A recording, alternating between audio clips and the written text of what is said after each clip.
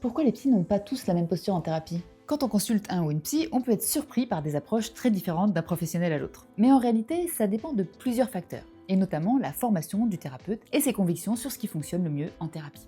Par exemple, les thérapeutes qui pratiquent les thérapies cognitivo-comportementales, donc les TCC, ont tendance à valoriser la directivité et l'accompagnement actif du patient et de la patiente.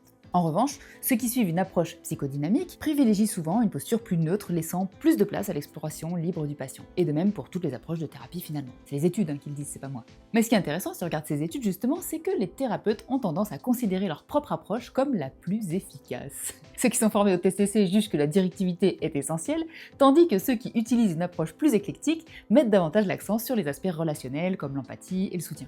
Autre élément à prendre en compte, les professionnels qui lisent régulièrement des publications scientifiques sur la psychothérapie ont une vision un petit peu différente. Ils et elles ont tendance à accorder plus d'importance aux facteurs communs comme la relation thérapeutique plutôt qu'aux techniques spécifiques d'une approche donnée.